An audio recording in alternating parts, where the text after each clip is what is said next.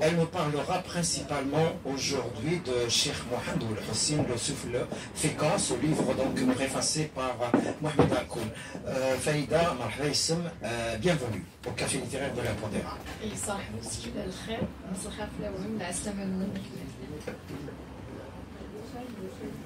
Alors, est-ce que vous pourriez nous présenter ce livre? Alors, Cheikh Mohamed, le souffle fécond. Alors, Cheikh Mohamed, le souffle fécond, au départ, c'était un chapitre de ma thèse. Et pourquoi j'ai abordé ce sujet? Parce que tout simplement, je me suis aperçue, quel que soit l'endroit où j'allais, quand j'ai fait du terrain d'Ithmours, que ce soit dans la vallée de la Souma, que ce soit à Livgaïa, que ce soit dans Durdura ou à Alger ou à Paris, quelles que soient les personnes que je rencontrais, les personnes avec lesquelles j'avais travaillé, très souvent, donc des personnes âgées en fait, systématiquement, Cheikh Mohamed et Si Mohamed, donc Cheikh Mohamed Al-Hussein qui est un saint du 19e siècle, et Si Mohamed, donc le poète kabyle que vous connaissez tous, pareil au 19e siècle, il est mort en 1901.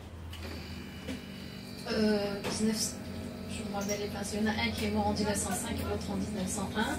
Et donc ça m'a intriguée et ça m'a interpellée. Je me suis dit, mais enfin, qu'est-ce qui se passe presque un siècle après leur mort, tous les deux, et surtout Cheikh Mohamed, qu'est-ce qui se passe? Pourquoi est-ce que leur mémoire revient, les faits, les actions et surtout les textes? Ça peut être des adages, ça peut être des fragments de poèmes, etc. Et donc je me suis intéressée à cela, et donc au départ j'ai consacré, donc, comme je vous l'ai dit, un chapitre à cela dans ma thèse, et ce chapitre s'est transformé en livre. Donc voilà comment est venue l'idée du livre. Très bien. Est-ce que vous pourriez nous situer un peu, Cheikh Mohamed, par rapport à la Rahmaniya? Donc, la Rahmaniya qui est assez présente en Kabylie, et même en dehors de la Kabylie, n'est-ce pas? Alors, la confrérie Rahmaniya, c'est un ordre confrérique qui est rattaché à Sidi Mohamed Boukhari. Donc, Sidi Mohamed qui est à la fois, qui est connu pour sa bilocation. On dit qu'il est à la fois au Hamad Alger, enfin sa sépulture. Elle est à la fois au Hamad Alger et aux Ismaïl, donc son village d'origine. Et donc, comme vous le savez, les ordres portent le nom du fondateur. Dans le cas de Cheikh Mohamed Al-Hussein, il n'y a aucun doute là-dessus. Il faisait partie de la confrérie Rahmaniya, parce que déjà dans les archives, j'ai retrouvé la trace. Et la deuxième chose, c'est que parmi ses maîtres, l'un d'entre eux, c'était Cheikh Haddad. Cheikh Haddad, qui était donc le chef de la Rahmaniya, et qui était aussi donc un des instigateurs avec le Mouranier de la révolte de 1871. Justement, Cheikh Mohamed n'était pas vraiment chaud pour cette révolte de 1871. Alors oui, effectivement, si on regarde cet épisode avec les lunettes de maintenant, on pourrait dire ça. Il y en a même qui sont allés plus loin en disant qu'il a trahi ou ceci ou cela. En fait, non, tout simplement. Moi, je le perçois comme étant plutôt de la lucidité. Il était lucide et il savait que ce n'était pas le moment et qu'on allait envoyer la population au carnage. Et d'ailleurs, c'est ce qu'il avait dit.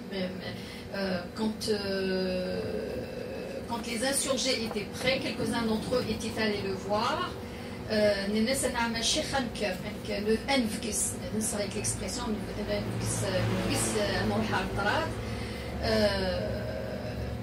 et il avait répondu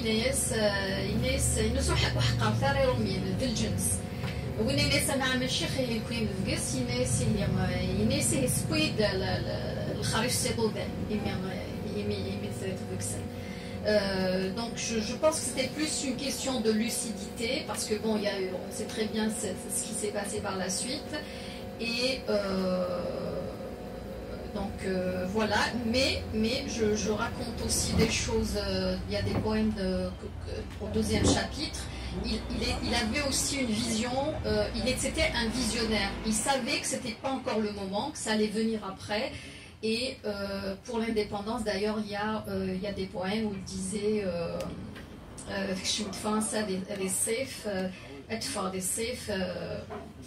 je vais vous le lire très rapidement.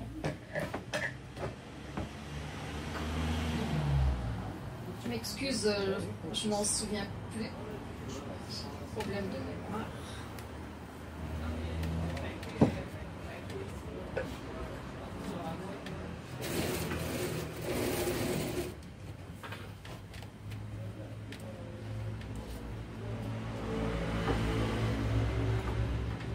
الناس فرنسا تقول لما تبدا لما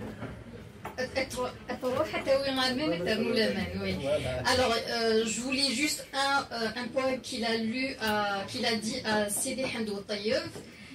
En fait, Sidi Handou Taïev lui demandait s'il allait avoir une descendance, s'il avait des problèmes de fertilité. Et donc, Cheikh Mohamed Al-Hussein lui répond ceci: Rohaou Taïev, Amoulikad Yamar Urin Gerara. Va, fils d'Otaïev, ta part sera comblée, ne s'éteindra pas.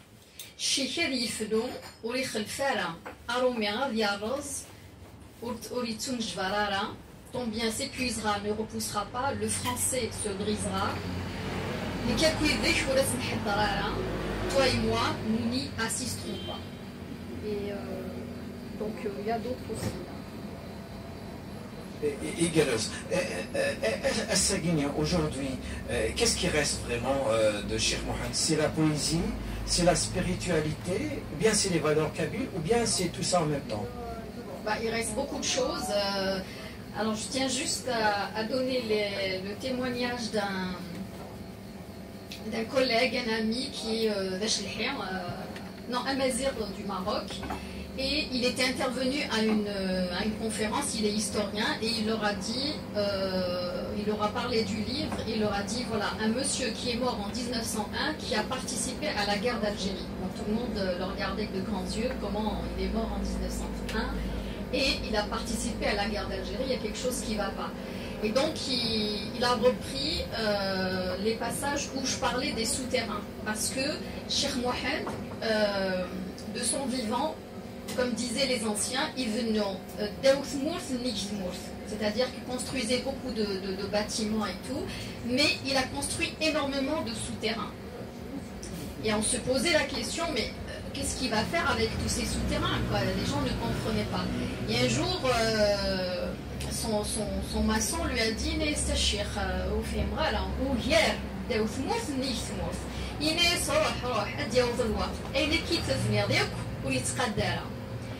alors il lui a dit, enfin, c'était son maçon, il lui a dit, je ne comprends pas, tu me fais faire des travaux en souterrain.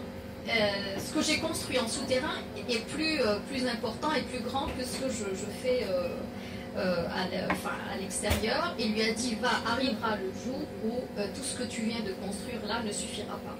Alors ce qui va se produire, c'est que durant la guerre de libération, les maquisards vont se cacher dans ces souterrains. Entre autres, ils leur ont donné des noms, etc. Et je raconte d'ailleurs dans le livre, à un moment donné, où l'état-major en entier était là, Vréroche, Mohamed Saïd, il y avait même Raymond Péchard, Madame Laliam, etc. Si ce n'était pas les souterrains, tout l'état-major aurait été décimé parce qu'ils sont cachés là. Ils ont même commencé à détruire, à manger carrément les documents. Et il paraît que même le bétail des Ahmed a participé un petit peu parce qu'il y en avait un qui avait une quinte de toux très très sérieuse. Et il semblerait qu'à chaque fois qu'ils toussaient, alors qu'il y avait les soldats français juste au-dessus de leur tête, ils les entendaient. Et on disait que c'est-à-dire dès que le monsieur était pris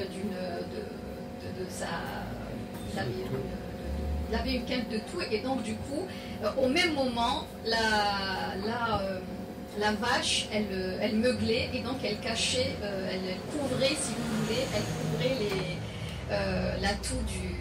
Bon, ça c'était donc des témoignages des maquisards de l'époque, et malheureusement, j'étais la première à en parler de ces souterrains, mais bon, personne ne les a relevés, et on en a entendu parler pour la première fois à la mort de Hussein Ahmed. Et c'est là que moi j'ai appris qu'il leur avait dit qu'il ne fallait pas en parler avant son propre décès. Moi ça m'a toujours intriguée. Et d'ailleurs même à la sortie du bouquin, j'étais en contact avec son frère Mohamed Amqran. Il était question de faire quelque chose autour de l'événement, et puis par la suite c'était le silence total. Est-ce que c'est lié à ça ou pas, je n'en sais rien. Mais jusque là, donc moi, si vous avez des éclairages ou des éléments de réponse, je suis preneuse. Je ne comprends pas pourquoi Hussein Ahmed a voulu qu'on cache. Et moi-même, je ne les ai pas vus. J'ai demandé à voir ces souterrains. On ne m'a pas laissé y avoir accès.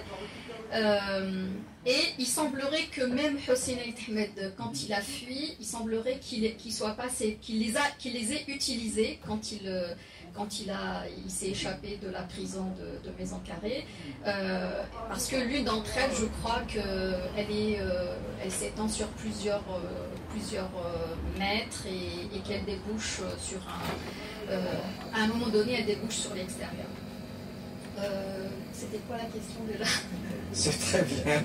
Vous avez répondu. Vous avez J'ai répondu répondu sur le plan historique, oui. Oui, il n'y a pas de souci. Je voudrais que vous nous disiez un mot sur Harkoun et sa préface et votre rencontre avec lui, si c'est possible. Alors, Harkoun, déjà, c'était le directeur de ma thèse. C'est lui qui a dirigé ma thèse. Et puis, quand j'ai écrit ce livre, bien évidemment, il a voulu le préfacer. D'autant que j'ai pas été beaucoup soutenue, parce que je suis allée voir, soi-disant, entre guillemets, les spécialistes de la géographie musulmane ou bien de l'islamologie à Paris, sans citer de nom. Il y avait une personne qui m'avait dit, à qui j'avais donné juste un chapitre, c'était le 4e chapitre. Cette personne m'avait dit, votre saint est inintéressant, il n'est même pas allé à la Mecque. Je lui ai dit, mais justement, c'est là l'intérêt. Et apparemment, on ne parlait pas la même langue, et il fait référence à cet incident à un moment donné dans la préface, comment, lorsqu'on est des jeunes chercheurs et qu'on veut aborder de nouveaux terrains, etc., comment est-ce que les mandarins ou les mandarines, excusez-moi, comment est-ce qu'ils peuvent casser des jeunes chercheurs qui veulent sortir des sentiers battus, voilà. Est-ce que vous pouvez toujours nous dire un mot sur Nabil Fares, paix à son âme, parce que vous avez écrit avec lui un livre, Effraction, la poésie du terroir. Alors oui, Nabil Fares, c'est un autre chapitre. Bon, d'abord, je l'ai connu à Alger, il était enseignant là-bas, et ensuite, j'avais fait mon baptême, c'est-à-dire ma première communication lors d'un colloque scientifique. C'était sur l'image, le mythe de la canina dans le mémoire de l'absent de Nabil Fares. Et quand je suis arrivée en France, je me suis inscrite en littérature comparée. Je m'étais mis en tête de travailler sur son œuvre. Et donc quand je suis arrivée, on se voyait très très très régulièrement. Et puis Nabil Fares comme cathète, comme vous le savez. Alors bon, je parle sous le contrôle de Hind parce qu'il l'a très très bien connu. Et pour la petite histoire, chaque fois que je voyais Nabil, il me parlait toujours de Hind. Tu connais Hind? Au départ, je ne connaissais pas Hind, je l'ai connu après. Est-ce que tu connais Hind? Je viens de voir Hind. On vient de se séparer avec Hind. Je vais aller voir Hind. Donc voilà, c'était ça, c'est le côté très sympathique de Nabil Fares. Et puis bon, je m'étais inscrite en littérature, et comme vous le savez, en Algérie, donc l'ethnologie était considérée comme une science coloniale. Donc moi j'ai toujours rêvé de travailler sur les chants de femmes, sur la poésie féminine, etc. Parce que bon, j'ai grandi dans une famille où il y avait beaucoup de femmes, l'entourage un peu partout et tout. Et arrivé ici, je me suis dit, c'est comme aller à La Fontaine et ne pas voir. Et donc j'ai complètement changé de sujet, de thème. Et je me suis mis en tête de travailler enfin sur les choses que j'aime vraiment. Et bien sûr, Nabil il était content pour moi et pour le principe, mais en même temps, il était déçu. Il était déçu parce que c'est comme si je le laissais tomber. Et j'avais un argument qu'il a emporté. Je lui avais dit, écoute Nabil, je lui dis, tes livres, je peux les prendre à n'importe quel moment. Je peux travailler dessus, même à 40 ans, même à 60 ans. J'ai dit, mais l'oralité, les personnes sont en train de mourir, etc. Si on ne récolte pas des choses tant que les personnes sont encore vivantes, tant que la mémoire, elle est encore là, j'ai dit, je ne me le pardonnerai jamais. Donc voilà, il y a une urgence et je commencerai par là. Et donc, comme on a fait l'anthologie Poésie du tiroir, et bien tout simplement, il a voulu m'associer. Et d'ailleurs, il y a des gens aussi qui m'ont dit, comment est-ce que le grand Nabil Fares demande à une petite comme toi, parce que j'étais toute jeune, j'ai dit oui, oui, il y a des grands qui sont grands, il y a des grands qui sont petits, mais bon, bref. Et il m'a demandé de faire, donc il voulait absolument qu'il y ait une palette représentative de la poésie algérienne. Et donc quand il m'a écouté justement au colloque international un an après la mort de Kateb, et donc il y avait un axe, c'était Kateb qui aidait les jeunes, notamment dans la création, la poésie et tout. Et je me souviens, il m'a écouté jusqu'au bout, puis il était venu me voir, il m'a dit, écoute, je te laisse le projet, je te l'abandonne, tu le fais exactement comme tu viens de le présenter. Et je lui ai dit, non, il n'en est pas question. Donc on l'a fait ensemble. Et c'était donc la 8e anthologie de la poésie algérienne, mais la première à intégrer la poésie en langue populaire, en arabe algérien et surtout en berbère, donc en chaoui, il y avait des poèmes en chaoui et en kabylie. Justement, votre dernier livre, c'est Kateb Yassine et Debza au cours du printemps berbère, que malheureusement pour des raisons techniques, nous ne pouvons pas présenter aujourd'hui. Vous ne pouvez pas le dédicacer, vous n'avez pas d'exemplaire. Un mot sur ce livre alors. Oui. Alors, ce livre, oui, alors je m'excuse de ne pas... je n'ai pas d'exemplaire, donc je ne pouvais pas présenter un livre sans qu'il y ait d'exemplaires, sans avoir d'exemplaires sous la main. Et donc avec Youssef, on a trouvé, on s'est dit, bon, on va couper la poire en deux. Et ben c'est parti justement de cette communication. Alors cette communication qui a été faite en 1990, donc un an après la mort de Kateb, c'est-à-dire au décès de Kateb Yassine, je commençais à parler autour de moi en disant voilà, il a fait ça, il nous a fait ça, il a fait ça, enfin toutes les choses que Kateb Yassine avait fait à l'adresse de la jeunesse, pour la jeunesse, et comment il a aidé toute cette pépinière de jeunes qui gravitaient autour de lui. Et la réaction des gens à qui je disais ça me disait mais est-ce que tu as écrit cela? Je disais non, j'ai pas écrit cela. Et donc ça a donné lieu à 1 ou 2 papiers sortis dans des revues de poésie ici en France, ensuite à ce colloque. Et puis comme j'étais en plein dans ma thèse, c'est-à-dire j'allais en Kabylie pour faire travailler sur la poésie féminine, sur la poésie et les chants féminins. J'ai laissé ça de côté et c'est seulement en 2017 à peu près que j'ai décidé reprendre ce travail, c'est vrai que presque 40 ans après, c'était tout simplement, parce que c'est un aspect que Kateb que les gens qui ont connu Kateb ne connaissent pas. Même au colloque de Kateb Yassine en 90, la plupart des spécialistes avaient ouvert de grands yeux, ils disaient qu'ils ne connaissaient pas cet aspect-là, c'est-à-dire cette œuvre paralittéraire. Et d'ailleurs même, il y avait même un jeune au bout du 3e jour qui s'est élevé, qui a même houspillé un petit peu les spécialistes de Kateb en leur disant, parce qu'il y avait des interventions, des communications qui portaient sur le point-virgule dans l'œuvre de Kateb Yassine, le bestiaire dans l'œuvre de Kateb Yassine, des choses un peu trop techniques, et pour le jeune voulait des choses un peu plus concrètes, et donc il leur a dit oui, la seule qui a compris ce qui est vraiment Kateb Yassine, c'est Madame Intel, etc.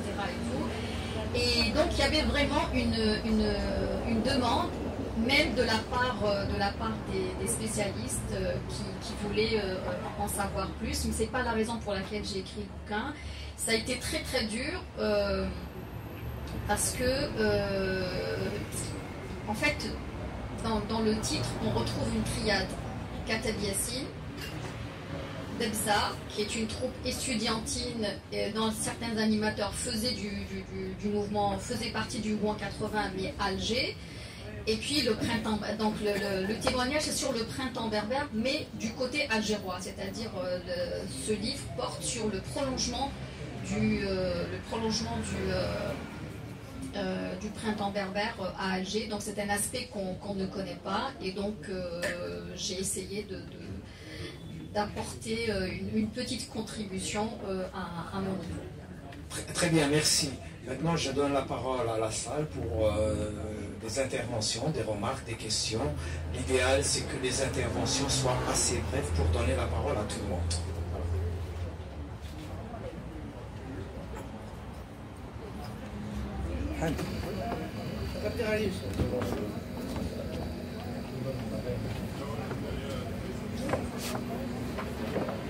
C'est juste le temps que les autres se préparent. Donc ça va être très bref. C'est à propos de ces textes attribués à Cheikh Mohammed, certains d'entre eux, on se pose la question de leur authenticité. Et notamment l'échange qu'il y a eu entre Si Mohammed et Cheikh Mohammed, et puis d'autres de Cheikh Mohammed lui-même. Est-ce qu'il y a moyen de vérifier cet aspect des choses, ou est-ce qu'on en est avec des points d'interrogation? Alors, concernant l'aspect politique, entre guillemets, de Cheikh Mohammed notamment, on comprend très bien qu'après coup, on puisse effectivement lui faire dire des choses un peu, ce que tu as dit, comme étant contre la colonisation, alors que quand même, son comportement à l'époque, s'est opposé à Cheikh Mohammed, c'est ce qui n'était pas rien. Et puis, très honnêtement, la mémoire populaire locale de mon village, vraiment au micro, voilà, on a retenu ça. On a retenu cette opposition avec nulle part ailleurs un changement, une évolution de la pensée de Cheikh Mohammed. Je me souviens même de Suleiman, un militant de l'Académie berbère, qui disait, Cheikh Mohammed disait, à Costo. Voilà, mais donc, voilà, la question c'est ça. D'ailleurs, on ne trouve pas de trace dans les études de Mamri, de Ferramoun, je parle du dialogue Cheikh Mohammed et Si Mohammed, alors que maintenant on donne des tas de... Alors, comment sont parvenus, d'où viennent ces nouvelles pièces, quoi. Alors, à propos d'authenticité, ni moi ni quelqu'un d'autre ne pourront dire que telle pièce est fausse, est apocryphe, ou telle pièce est authentique. Moi, ce qui m'intéresse, c'est pas ce débat-là. On peut dire la même chose aussi du répertoire de Si Mohammed. Il y en a pas mal qui sont sortis, de gens assurant, jurant tous les 5 que c'est du Si Mohammed, etc. Bon, j'aimerais bien aussi qu'il... Hein? Non, je parle des dernières publications, hein, pas Boulifa, Mamri, etc. Non, je ne parle pas de cela. Donc moi, ce qui m'intéresse, c'est pas tant cet aspect-là que le sens que ça c'est-à-dire comment est-ce que dans la communauté kabyle, comment ces deux personnages sont perçus, comment est-ce qu'ils sont, comment est-ce qu'on se les représente. Donc Mamri, dans ses écrits, il s'est focalisé sur la fin d'un monde. Pour lui, c'est la fin d'un monde, je suis le dernier maillon, etc. Moi, ce qui m'intéresse, et c'est ce que j'ai essayé de mettre dans cet essai, c'est que Cheikh Mohamed Ould-Hussein et Si Mohamed, ils ont assuré, pour moi, la transition. On est passé d'une période, d'un temps à un autre temps. Donc ils ont tous les deux, par exemple si je prends Si Mohamed, avec sa poésie, le fait, il a aidé les Kabyles à vivre leur trauma en parlant de lui-même, parce que lui-même était représentatif quand il dit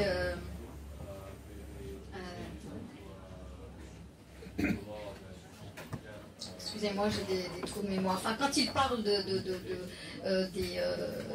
ça, comment dire, de tout ce que sa famille a subi, hein, c'est déjà au début de la colonisation, son village a été complètement rasé et à la place de son village, c'est la caserne, le fort qui a été construit. Ensuite,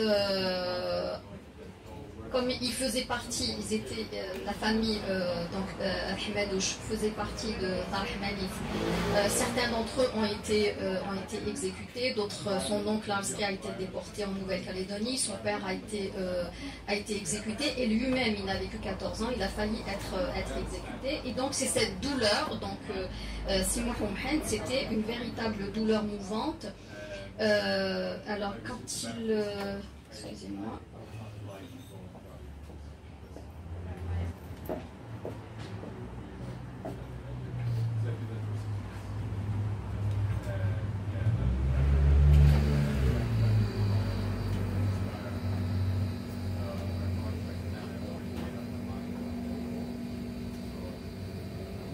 Bon, c'est pas grave. De toute façon, vous pouvez retrouver tous les textes dans Simoh publié par Mamri, où il parle justement de la déchéance, de comment est-ce qu'il vit, il a vécu ce traumatisme familial, ce traumatisme communautaire. Donc le fait de le dire dans sa poésie et que sa poésie soit relayée, soit transmise et qu'elle passe de bouche en bouche, etc., ça a permis aux Kabyles d'être soulagés, de vivre. C'est devenu un exutoire et en même temps il les a aidés d'une manière presque thérapeutique grâce à sa poésie. Alors que Cheikh Mohamed Ould-Hussein, c'est plutôt l'inverse, c'est-à-dire que Si Mohamed, lui, c'était un errant, il passait d'une région à une autre. Cheikh Mohamed Ould-Hussein, lui, il était dans la fixité. Donc Ahmed, c'était l'inverse, c'est-à-dire c'était les gens qui allaient le voir, et donc tous les deux, ils ont vraiment essayé ils ont apporté du courage, ils ont apporté, c'était des soupapes de sécurité et surtout des pôles énergétiques pour la communauté kabyle qui a vécu quand même des choses très douloureuses à cette époque-là. Et donc à propos de l'authenticité et de ce qu'ils apportent, donc voilà, c'est pour moi, ils sont intervenus à une époque de transition et donc ils ont assuré à la communauté de vivre, de passer d'un temps à un autre, et en même temps ils sont devenus deux figures fondatrices. Et c'est la raison pour laquelle je les ai retrouvés bien évidemment, pas des jeunes, pas chez les trentenaires, pas chez les quinquas ni les quadragénaires, mais tout simplement des personnes à partir de 70 ans des Saouane. C'est-à-dire que ces deux figures ont joué un rôle très important dans la mémoire kabyle et en plus je pense que Mamri aussi a dû le flairer, a dû le voir, a dû le sentir, et c'est la raison pour laquelle il a consacré un livre pour chacun d'entre eux. Il a commencé par Sidi Mohamed et ensuite par Cheikh Mohamed aussi. Bon, je ne sais pas si j'ai répondu à tes questions ou à tes...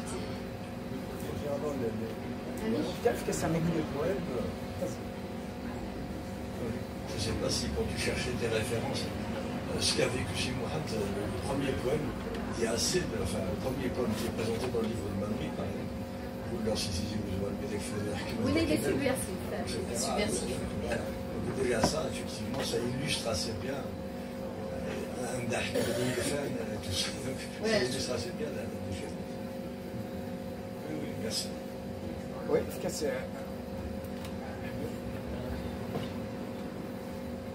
À propos des attributions de citations, des poèmes qu'on attribue à l'un et à l'autre, Balkouali, qui a eu l'occasion d'interviewer Suisse Folfka en 1948, il a dit qu'il a parlé avec lui pendant des heures et des heures.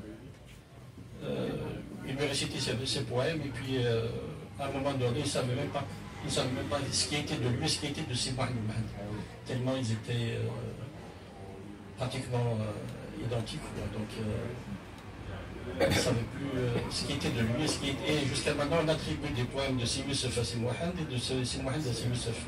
Et même à Sidi Bachir Amla. Je vois sur Facebook de temps en temps des poèmes qui sont attribués à Sidi Mohamed, à Sidi Bachir Amla, alors qu'on les retrouve dans le livre de Mamri.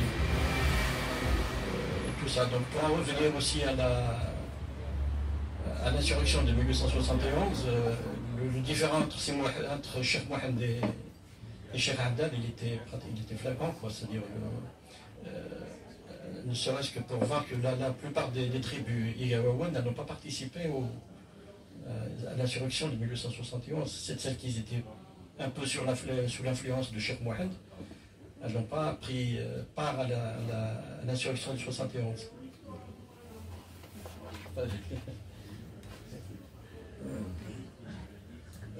Oui, je rebondis là-dessus, hein, parce que je crois effectivement, si certaines personnes responsables, disons, qui étaient dans la confrérie Rahmania, certaines tribus ont participé en tout cas avec la France à la répression de certaines autres tribus. Et je pense que la révolte de 1871, ils n'y ont pas tous participé. Je pense justement parce qu'il y avait des intérêts d'une certaine aristocratie, bien sûr, qui, en protégeant leurs biens, la révolte d'ailleurs de 1871, ils ont parti la cause, parce que vous touchez aux intérêts de l'aristocratie, justement, de la coloniale. Alors, bon, je ne connais pas beaucoup les poèmes de Sidi Mohamed, mais je sais qu'en tout cas, Cheikh Mohamed, il a dit quelque chose, qu'il allait venir effectivement mourir sur le seuil de l'Ottomana, c'est tout. Mais lui, sa famille était effectivement plus ou moins dépossédée de ses biens. Il y a beaucoup qui ont conservé leurs biens. La révolte n'a pas été générale. Je pense, c'est pour ça que lui ne l'était pas d'ailleurs. Je pense. Je peux me tromper, mais... Voilà, je voudrais avoir des éclaircissements là-dessus. Alors, parce que les zouaves, c'est quand même issu plus ou moins de la... Certains zouaves, justement, bien plus tard, moi je l'ai connu, qui était la confrérie Rahmania, qui était zouave, même pendant la guerre française, donc les années 40 et 50. Bon, c'était peut-être pas une majorité, mais il y en avait quand même. Alors il y a deux choses à propos de 1871. Premièrement, je ne suis pas historienne. Oui, je ne vais pas me faire incendier quand même. Non, c'est pas que je ne vais pas vous incendier du tout. C'est que tout simplement, si toute la Kabylie n'a pas participé, comment expliquez-vous qu'il y a eu des batailles et des combats pendant pratiquement toute l'année 1871 ? Pratiquement chaque jour, il y avait des batailles, il y avait des guerrillos. Ensuite, la deuxième chose, je vous renvoie au travail qui est vraiment très très bien fait Brahim Salhi sur la confrérie Rahmania. Il a travaillé exclusivement sur les archives. Et donc je peux vous dire que les Khwan de la Rahmania, c'est-à-dire les adeptes de la Rahmania, étaient suivis par les autorités françaises, et que leurs déplacements étaient soigneusement notés, etc. Et en même temps, bon, il ne faut pas oublier aussi que la Rahmania, le siège de la Rahmania des Esmaïl a été fermé après 1857, et la confrérie on sait ce qui s'est passé en 1871, donc le siège de Sdopre, pareil, il a été fermé, et puis on sait ce qu'il est advenu des biens de la famille Ihdanen. Pour revenir à des choses qui sont plus de mon ressort, à propos de... n'oublions pas qu'on est dans une tradition orale, et très souvent on a toujours une propension à voir la culture de l'oralité avec les catégories de la société des belles lettres. Qu'est-ce que ça veut dire? Est-ce qu'on a vraiment la notion d'auteur? Et même ici en Occident et surtout en Europe, c'est à partir du siècle des Lumières que la notion d'auteur a commencé à exister. Avant, on ne sait pas qui a composé tel poème, on ne sait pas qui a construit telle cathédrale, c'est-à-dire le processus d'individuation a commencé à ce moment-là. Pardon? Peut-être avec les travaux d'imprimerie. Oui, après l'écrit, effectivement, l'écrit, il a joué aussi beaucoup de... Mais en même temps, le cartésianisme et tout a joué bon, sur le plan philosophique et épistémologique, il y a plein de choses à dire. Donc, chez nous, quand on dit « il puy desfero », est-ce qu'on a la notion d'auteur? On dit « puy desfero », le verbe « awi », ça veut dire composer, ça veut dire dire, ça veut dire chanter, ça veut dire aussi répéter, transmettre. Donc, je peux être l'auteur pour Desflo, je peux en être l'auteur, tout comme ça peut être celui d'Youssef ou celui de mon voisin, et que c'est l'énonciation en elle-même. Donc voilà, je trouve que c'est un faux débat que de dire autrefois, ce qui importait, c'était de dire la poésie, soit la scander, soit la chanter, et je ne crois pas que les auteurs, enfin, entre guillemets, les auteurs à l'époque se préoccupaient de ça. Et autre chose qu'il y avait, c'est que quand un type de poésie marche, on a tendance au mimétisme, on a tendance à faire pareil. Et donc je suppose que Simoun Hamad, tout comme d'autres poètes peut-être avant lui, ont dû être très certainement copiés par d'autres, et après on dit c'est le poème de Simoun Hamad, c'est le poème d'un tel, etc. Donc l'émotion de performance chez nous, on a le verbe awi, le verbe siwil, et le verbe alors awi, siwil, et puis il y en a un troisième. Comment? Hein? Non. C'est pareil, c'est le fait justement de performer. Donc sauf parfois il y a aussi quand on dit chno, on sait c'est la chanson, mais awi, siwil, la preuve, par exemple, quelqu'un comme Aït Maglet, il a eu la chanson qu'on appelle Siouli Temeshaout, mais le mot a disparu. Il y a même quelqu'un qui lui a dit ah, Inès, Siouli Temeshaout, sauf Siouli, appelle-moi Comte. Ben, non, c'est un mot qui est devenu un archaïsme, mais c'est un mot pan-kabyle et pan-berbère. Je crois que les rapporteurs, effectivement, ils n'étaient pas lettrés, tandis que je crois que c'est moi de lui était lettré. Cheikh Mohammed était lettré. Ils étaient tous lettrés en arabe. Ils ont tous fait les écoles coraniques. Tandis que le peuple, lui, il n'était pas lettré. D'ailleurs, pendant la période d'arabisation, de l'arabisation, oui, pardon, l'islamisation et l'arabisation, le peuple, lui, n'était ni lettré en arabe, ni en français pendant la France. Je parle du peuple des montagnes, pardon, dans les villes où ils étaient un petit peu lettrés, mais dans les montagnes, non. Donc ils pouvaient que rapporter la poésie de Simoun. Donc c'est des rapporteurs. Même s'ils l'ont écrit, dans le cas de Simoun Mohamed, ils l'énoncent une fois et les autres ils apprennent. Bon, ils avaient quand même des catégories cognitives qui ça fonctionnait là-dedans, c'est pas comme nous. Mais est-ce qu'un jour on nous a dit que Simoun Mohamed a écrit ces... Non, il les énonçait comme ses ancêtres. Et Cheikh Mohamed, Mamri nous parle d'un cahier, mais un cahier qui a disparu. Est-ce que c'est ça dont on c'est-à-dire que bon, qu'il s'agisse de l'un ou de l'autre, c'est des gens qui se sont adaptés. Ils ont beau être lettrés en arabe, ils n'en faisaient pas étalage, ni montre, ni quoi que ce soit. Oui, c'est comment dirais-je, c'est quand même un élément de pouvoir. On ne le donne pas justement au peuple, on se regarde pour soi. Comme d'ailleurs à l'époque du catholicisme, du pouvoir catholique, c'est exactement pareil. Comment dirais-je, les moines et tout ça, ils étaient lettrés, ils ne transmettaient pas. Et il y a ce problème, effectivement, les Saoudiens, il n'y avait que quelques individus, une élite qui avait le pouvoir et qui le conservait, qui l'a conservé pendant toutes les occupations, même l'occupation française, ils ont conservé ce pouvoir-là. Mais en quoi et la France aussi n'a pas transmis au peuple, dans les villes, oui, un petit peu à côte, mais dans les campagnes, jamais. Mais attendez, non, mais on oublie ça, on ne fait pas la critique de ces castes qui existaient à l'époque, qui sont effectivement ce qu'on appelle en Kabylie Amravran, mais qu'on appelle la dynastie des Almoravides. C'est ce qui a donné effectivement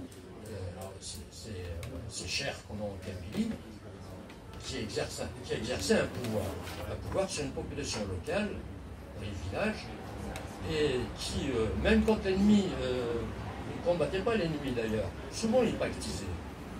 Bon, je vais peut-être me faire assembler comme par certains, mais c'est vrai qu'il y a toujours une pactisation qu'il n'y a pas dans le peuple de base. Le peuple de base se révoltait, ôtait soumis parfois, mais jamais par calcul d'intérêt.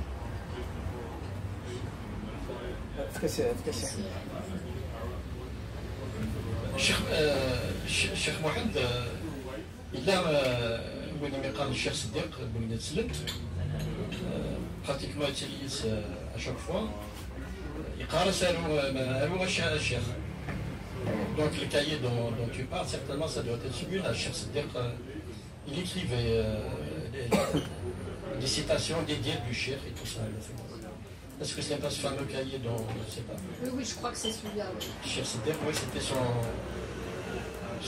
son secrétaire à peu près d'ailleurs. Non, mais moi, il y a juste quelque chose que j'aimerais souligner, c'est que très souvent, on nous présente notre culture. Au Renera, ils sont analphabètes, acculturés, donc d'ailleurs c'est simple. Ça veut dire qu'ils sont privés de quelque chose. Le fait qu'on soit dans une société acéphale, on est privé de quelque chose. Non, pas du tout. L'oralité, c'est une civilisation et elle n'a rien à envier aux sociétés de l'écrit. Et le fait que notre civilisation soit de démocratie et qu'il n'y ait pas de chef, ça ne veut pas dire que nous sommes privés de la chefferie, bien au contraire. Bien au contraire. Donc voilà, c'est très souvent, je regrette ça. C'est comme aussi, il y a aussi l'acharnement à vouloir absolument transcrire, écrire et sortir de l'oralité comme si l'oralité était une tare. Non, c'est... Et justement, c'est ça le paradoxe, et moi y compris, je me mets dedans, le fait de mettre à l'écrit des choses qui viennent de l'oral, c'est en même temps la mort de cette oralité. C'est comme un objet, si on le prend, on le met dans un musée, ben c'est la mort de cet objet-là. Un objet précis, il est fait pour vivre, pas pour être derrière une vitrine. Donc, cette idée-là, ça me désole de l'entendre, c'est comme si le fait il leur manque quelque chose. c'est vrai que le fait de connaître une autre civilisation ou une autre culture ou un autre type d'écriture, ça apporte quelque chose, mais ça ne pas l'avoir, ne pas l'acquérir, n'est pas pour autant une. C'est pas comme s'il ratait quelque chose de déterminant, quoi. Je ne sais pas si je me. Oui. Excusez-moi, je voudrais dire un petit mot parce que ce n'est pas très juste de dire que tout le monde en Kabylie était illettré ou analphabète. Nous sommes en réalité victimes d'une image que les historiens français nous ont transmise. Alors, la Kabylie d'avant la colonisation et même des premières années de la colonisation a possédé des gens lettrés. Les Oul Habib, dans les Al-Thirem, avaient à cette époque-là, vers 1860, une bibliothèque de plus de 2000 titres. Alors, c'est écrit en arabe, c'est écrit en kabyle, transcrit en arabe. Et malheureusement, notre histoire reste encore à écrire. Pardon.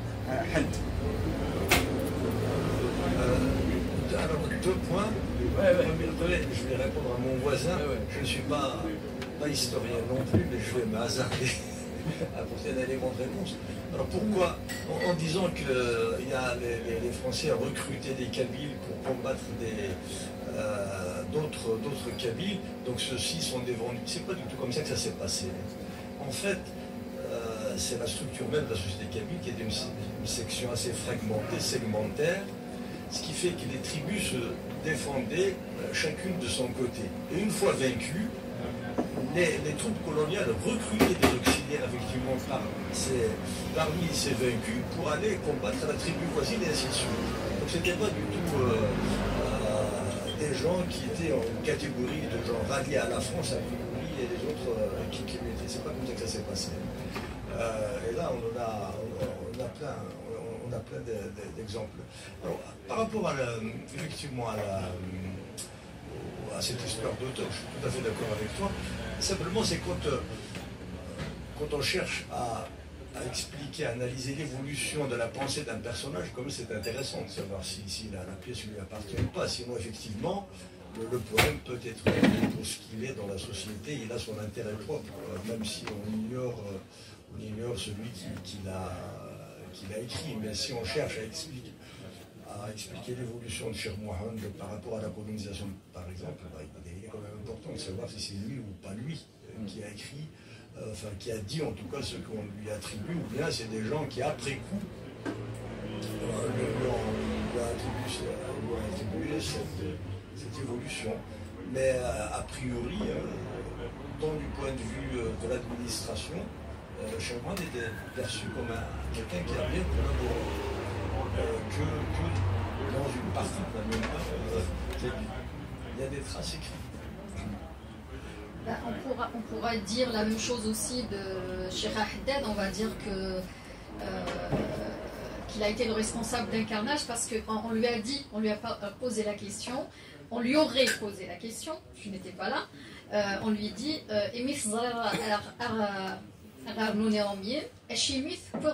c'est-à-dire pourquoi, puisque tu savais de toute façon qu'on allait être battu, pourquoi tu as mené tant de personnes au carnage? Et il avait répondu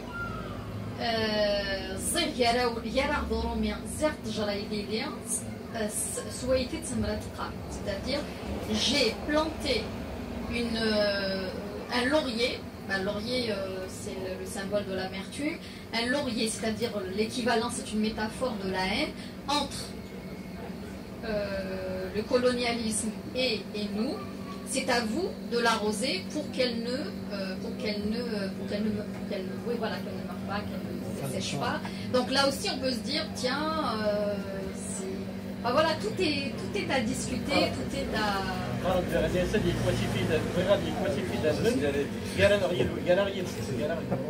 C'est exactement ce qu'elle est. Moi, ce qui m'a été rapporté par des anciens, c'est exactement ce qu'elle dit Ahmed là.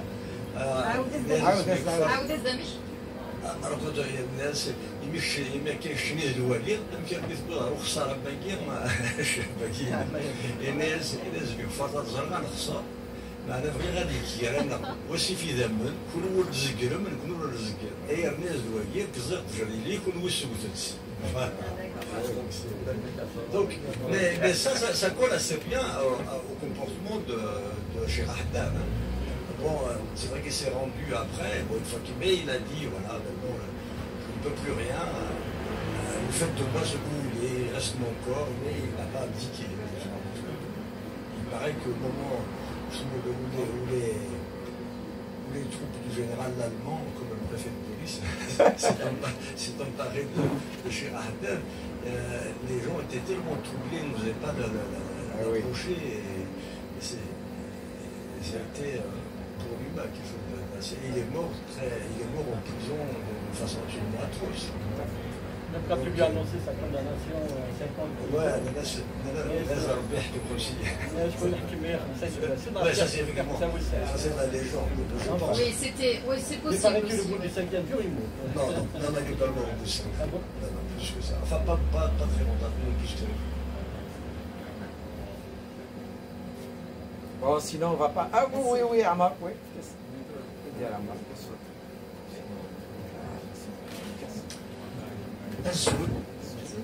J'aimerais aborder deux points. Alors, premier point, sur la déstructuration de la société kabyle pendant la colonisation et sur la valeur, dire la fonction thérapeutique de la poésie. Alors, si Mohamed Dinayas, et puis, je ne sais plus si c'est dans le même poème ou ailleurs, alors, est-ce que la poésie, l'art en général, peuvent nous guérir de nos blessures? Je vais passer de la poésie kabyle au blues, parce que tout ça me fait penser irrésistiblement au blues des Noirs américains. C'est une musique, un genre artistique qui mêle à la fois la souffrance et la résistance. Je pense que c'est dans ce sens que les poètes kabyles ont pu peut-être aider leur peuple à tenir le coup. Deuxième point, j'aimerais revenir sur la perception de Cheikh Mohamed Hossein. Alors, dans les années 70-80, la perception dominante, c'était celle qui était incarnée par Del Mouloud, à savoir une approche laïque de Cheikh Mohamed Hossein. Mais il y a de cela quelques années, il y a pour faire un bouquin de Cheikh Mohamed Hossein. Évidemment, j'ai sauté dessus, mais à Smith Harir, j'ai été un peu surpris parce que cette personne s'est employée à battre en brèche, à remettre en cause l'approche de Mouloud Mabri en rejetant cette vision laïque de Cheikh Mohamed Hossein. Parce qu'à un moment donné, Cheikh Mohamed Hossein, je fais alors moi aussi j'ai des trous de mémoire, voilà, c'est ça un trou de mémoire. Non, l'idée, donnez l'idée, juste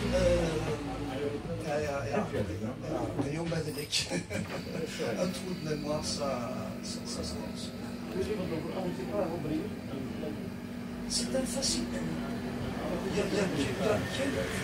Il fait quelques dizaines de pages seulement, mais il s'est vraiment employé à rejeter cette approche. Il y a aussi l'autre approche. Je sais que par exemple, il y a quelques personnes qui ont rejeté mon analyse en disant Kekegir, Soufi, mystique, etc. Non, c'est-à-dire c'est comme si on voulait refaire le personnage de Cheikh Mohamed à l'image qui doit correspondre à ce que nous on attend de lui. C'est comme par exemple, j'ai assisté à un débat à Farman Soumel, on a reproché un réalisateur en lui disant, c'est-à-dire que il y avait des spectateurs qui voulaient voir Fatma Souber en Jeanne d'Arc, guerrière, point, et pas autre chose. Ben non, elle était prêtresse, elle n'était pas prêtresse, pardon, elle avait des dons de vision, elle était elle était guérisseuse, et cet aspect-là, on le retrouve dans beaucoup de cultures, et notamment, par exemple, chez Kalina, la Kalina aussi. Elle était prêtresse, et d'ailleurs le nom Kalina, bon, il pourrait aussi venir du mot, du punique Cohen, qui veut dire aussi prêtre et prêtresse. Donc voilà, dans le cas de Cheikh Mohamed, je sais que on aurait voulu effacer tout ce qui était musulman, tout ce qui était soufi, tout ce qui était ceci, carrément peut-être refaire certains, mais non, c'est vraiment malhonnête. Et Cheikh Mohamed, je tiens juste à souligner que lui-même c'était pas un musulman c'était pas quelqu'un de dogmatique.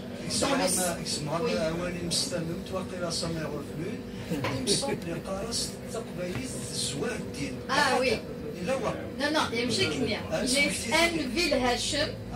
Envil Hachem, Taqbayli Tsouaktar. Ah, voilà. Et puis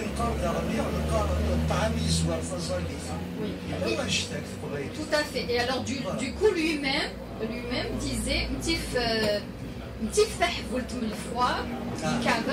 c'est-à-dire je préfère prendre une galette de pain fumante et la donner à mon voisin qui est en manque plutôt que d'aller passer un an, aller jusqu'en Arabie Saoudite pour accomplir le 5e pilier de l'islam. Donc il y avait ça. Et il y avait aussi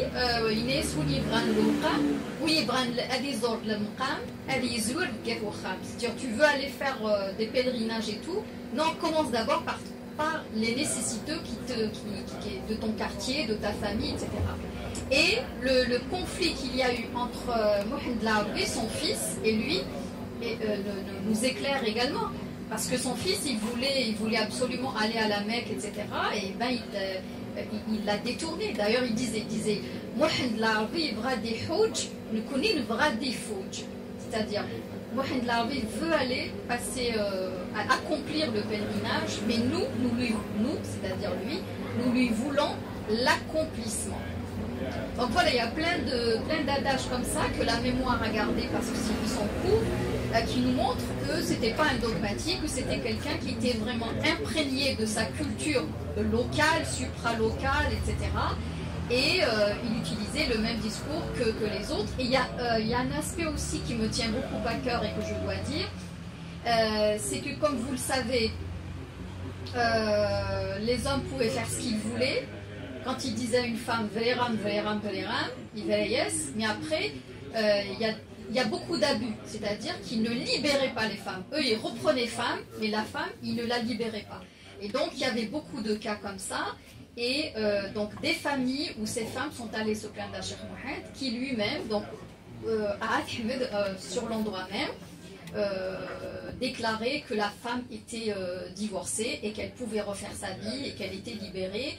Et donc voilà, il y a cet aspect-là que je trouve aussi très important. On prend une ou deux interventions et puis on va laisser faire.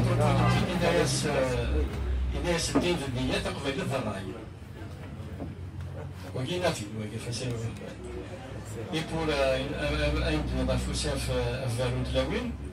ça s'est passé des vaches de l'infraction et que en suspens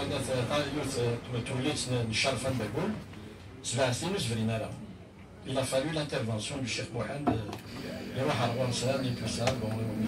Non, c'est l'inverse. Il s'est déplacé jusqu'à chez lui. Il les a convoqués chez lui.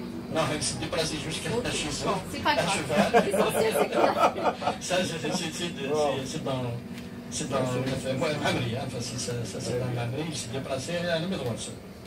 Merci. Merci pour la précision. Juste la précision, Yagui, c'est qu'effectivement, moi, la version que je connais, c'est qu'une femme, ils ont répudié une femme, mais elle n'était pas divorcée, etc. Et donc, du coup, elle est restée 7 ans, suspendue, comme on dit, et elle est partie avec son père se plaindre auprès de Cheikh Mohamed. Et donc, Cheikh Mohamed, il a dit ah bon, il est Waya, il est Waya. Donc il aurait convoqué Afqasi qui sont venus le voir et il leur a dit c'est quoi cette histoire. Ils lui ont dit ah Cheikh Mohamed, c'est notre tradition. Nous, quand on répudie une femme, elle ne c'est-à-dire on la reprend pas et on la libère pas. Lui a dit ah bon, oui, c'est notre tradition. Et qu'est-ce qu'il a fait? Au moment où ils allaient repartir, il a scellé leurs chevaux à l'envers. Quand ils allaient monter sur leurs chevaux, il leur a dit moi je pensais que c'était ça vos coutumes. Donc là, ça en dit long, la métaphore elle est très parlante. Excellente chute, donc place à la dédicace et puis on peut continuer la discussion autour d'un verre. Merci tout le monde.